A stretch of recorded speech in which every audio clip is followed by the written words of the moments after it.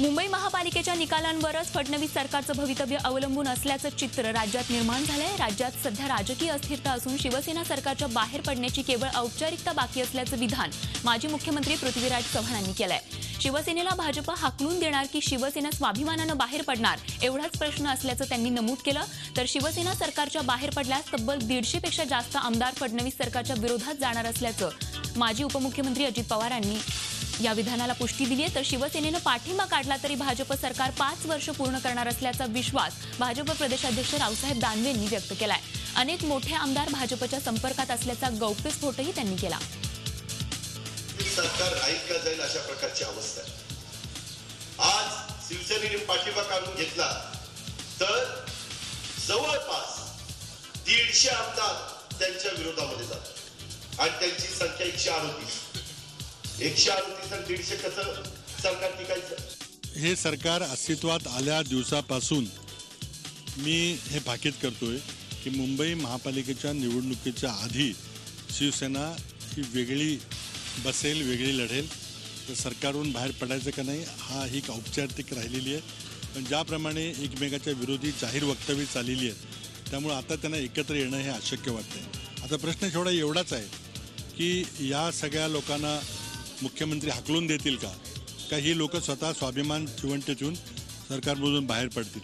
पण महाराष्ट्र राज्य सरकारमध्ये प्रचंड मोठी अस्थिरता निर्माण झालेली आहे।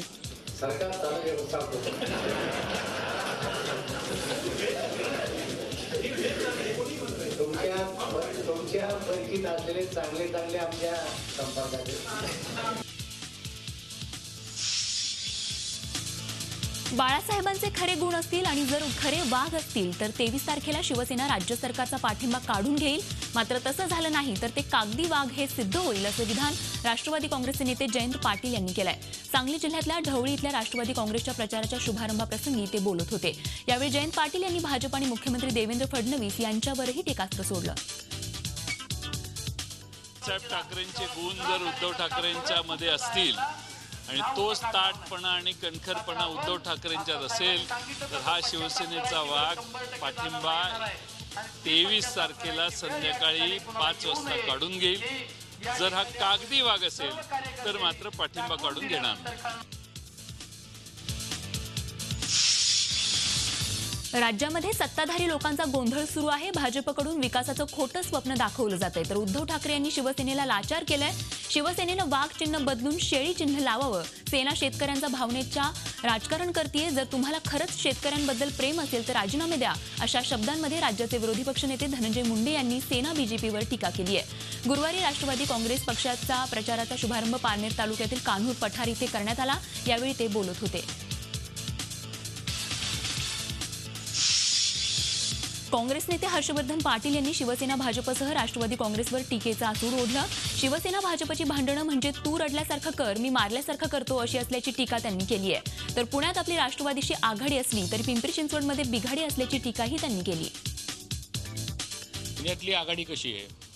पुण्यात एकतर आघाडी काही प्रभागात आहे, काही प्रभागामध्ये मैत्रीपूर्ण लढत आहे आणि काही प्रभागामध्ये काही प्रभाग आमचे असे आहेत की ज्या प्रभागात त्यांनी उमेदवार उभा केला नाही आणि काय प्रभाग त्यांचे तिथं आम्ही तर हा प्रश्न सर्व स्थानिक लेवलला सोडला जातो। त्या स्थानिक लेवलला तिथल्या पदाधिकाऱ्यांनी एकत्र बसून चर्चा करावी असं प्रदेश काँग्रेस कमिटीचं धोरण होतं। त्याप्रमाणे हा निर्णय झाला।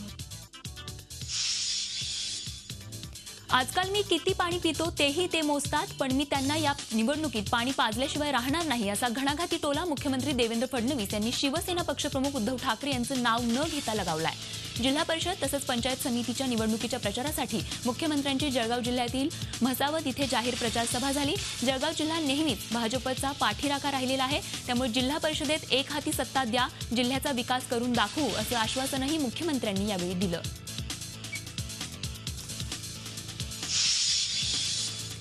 मुंबईतील अंधेरीत झालेल्या सभेत शिवसेना पक्षप्रमुख उद्धव ठाकरेंनी भाजपमध्ये होत असलेल्या गुंडांच्या इन्कमिंगचा चांगलाच समाचार घेतला। दाऊदला फरफटत आणण्याची भाषा करणाऱ्यांना ते जमणार नाही असं उद्धव ठाकरे म्हणाले। एक दिवस दाऊद वार्धक्यानं मरेन किंवा भाजपमध्ये प्रवेश करण्याची शक्यता नाकारता येणार नाही असा टोलाही उद्धव ठाकरेंनी लगावला। एक काळ असा होता की गोपीनाथ मुंडे बोलले होते की दाऊदला मी फरफटत आणेन पप्पू कलानीच्या विरुद्ध सुद्धा गोपीनाथ मुंडे उभे राहिले होते, म्हणजे निवडणुकीला नाही, त्याची गुन्हेगारी मोडून काढायला. गोपीनाथ मुंडे गेल्यानंतर तुम्ही पप्पू कलानीला तुमच्या बॅनरवरती लावता. दाऊदला फरफटत आणणार. दाऊद तर तुम्ही काय आणू शकत नाही. एक दिवस बातमी येईल, दाऊद बिचारा वार्धक्याने थकून वाट बघून बघून पाकिस्तानात मेला.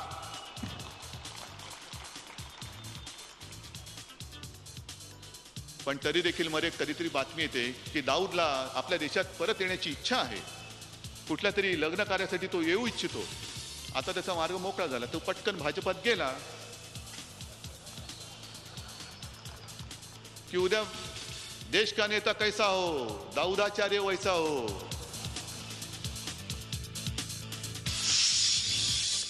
मुंबईमध्ये बुधवारी मुलुंडमधल्या प्रचार सभेत मुख्यमंत्री देवेंद्र फडणवीस यांनी शिवसेनेवर तोंडसूक घेताना मुंबईची स्थिती ही बिहारच्या पाटण्यासारखी झाल्याची टीका केली होती. त्यावर गुरुवारी गोंदियामध्ये एका कार्यक्रमासाठी आलेले बिहारचे मुख्यमंत्री नितीश कुमार यांनी तीव्र नापसंती व्यक्त केली आहे.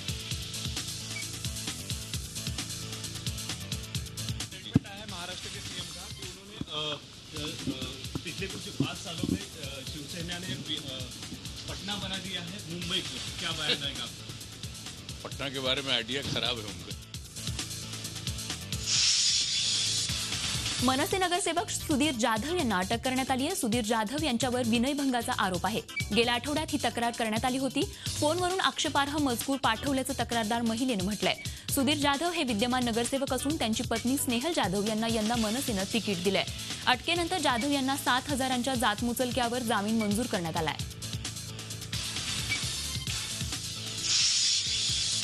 महापालिका निवडणुकीत पक्षविरोधी कारवाई करणाऱ्या 26 शिवसैनिकांची पक्षातून हकालपट्टी करण्यात आली आहे. शिवसेना पक्ष प्रमुख उद्धव ठाकरे यांच्या आदेशानं ही कारवाई करण्यात आली आहे. प्रभादेवी वॉर्ड क्रमांक 194 मधील बंडखोर महेश सावंत यांचाही या यादीमध्ये समावेश आहे.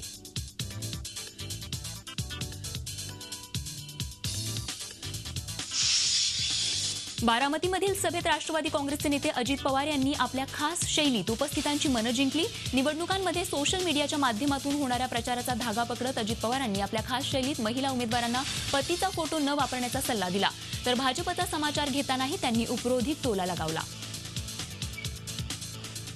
पत्रक वाटत असताना त्याच्यामध्ये व्हॉट्सअपवर किंवा जे परिचय पत्रक आहे त्याच्यात तुम्ही महिला उमेदवार आहे, तुमच्या पतीचा फोटो टाकण्याच्या भानगडीत पडू नका. पतीला उमेदवारी दिलेली नाही, उमेदवारी तुम्हाला दिलेली.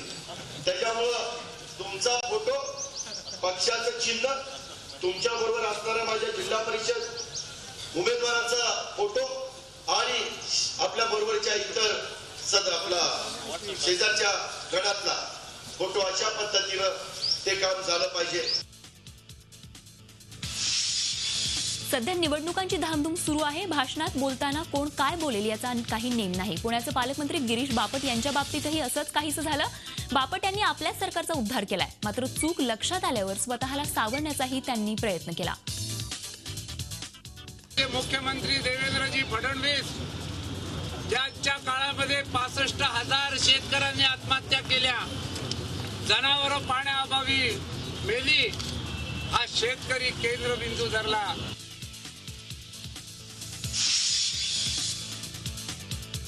सोन्याचा मुलामा दिलेल्या ताटात राजेशाही जेवण केल्यानंतर काँग्रेसच्या पुढाऱ्यांवर चांगलीच टीका झाली होती. आणि त्यामुळेच की काय काँग्रेस पुढारी आता ताकही फुंकून पिताना दिसतायत. उस्मानाबादमध्ये काँग्रेसच्या प्रचाराचा नारळ फोडण्यासाठी आलेल्या पुढाऱ्यांनी चक्क सोन्याचा मुलामा दिलेल्या ताटात राजेशाही मेजवानीवर ताव मारला होता. पण या प्रकारावर टीका झाल्यानंतर नांदेड जिल्ह्यात प्रचारासाठी फिरत असलेल्या अशोक चव्हाणांनी अॅडव्होकेट अतुल वानखेडे या कार्यकर्त्याच्या घरी डायनिंग टेबलवर जेवण केलं. पण जेवणासाठी चक्क केळीच्या पानांचा उपयोग करण्यात आला. माजी मुख्यमंत्री सुशीलकुमार शिंदेही यावेळी चव्हाणांसोबत होते.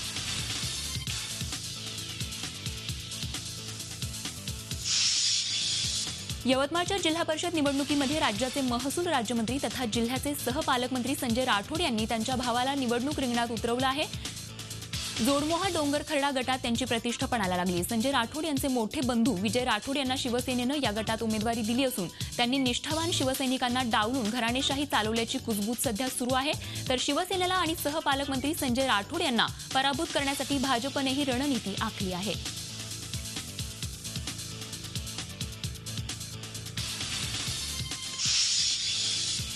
अमरावती वासियांना बेलोरा विमानतळ ते नांदगाव पेठ MIDC पर्यंत मेट्रो ट्रेन सुरू करणार असल्याची घोषणा युवा स्वाभिमान पक्षाचे सर्वेसर्वा आमदार रवी राणा आणि नवनीत राणा यांनी केली आहे. अमरावती मनपा निवडणुकीच्या प्रचारात आघाडी घेत स्वाभिमान पक्षाने हायटेक प्रचार मोहिमेचा शुभारंभ केला. या प्रचारादरम्यान अमरावती वासियांचं मुख्य आकर्षण असलेली मेट्रो ट्रेनची प्रतिकृतीही रस्त्यावर उतरवण्यात आली. तसंच अन्य विकासांच्या घोषणाही यावेळी करण्यात आल्या. तर रवी राणा हे प्रसिद्धीसाठी स्टंटबाजी करून मतदारांना भुलवत असल्याचा आरोप भाजपनं केलाय.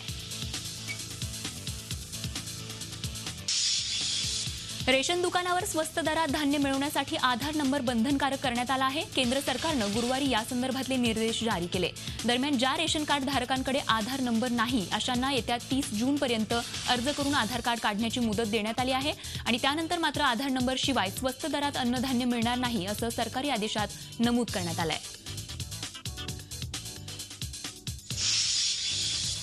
लातूरच्या कीर्ती ऑइल मिलला सील करण्याची कारवाई कामगार विभागानं केली आहे. याशिवाय कामगार आयुक्तालयाच्या वतीनं मिल व्यवस्थापनाविरुद्ध वेगवेगळ्या प्रकारचे 5 खटले न्यायालयात दाखल करण्यात येणार आहेत. दरम्यान या प्रकरणातील कीर्ती ऑइल मिलचा मालक कीर्तिकुमार भुतडा आणि इतर 4 जण सध्या 15 दिवसांच्या न्यायालयीन कोठडीत आहेत. त्यांनी जामिनासाठी केलेला अर्जही नुकताच न्यायालयानं फेटाळला आहे.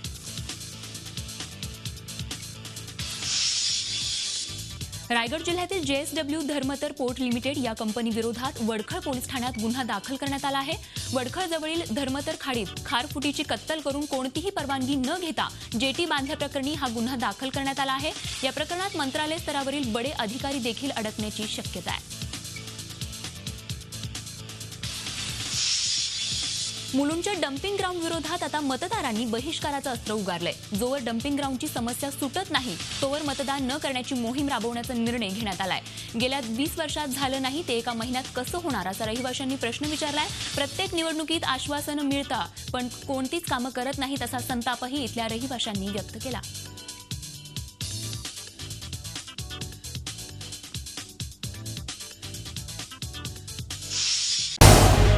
झी 24 तास रहा एक पाऊल पुढे.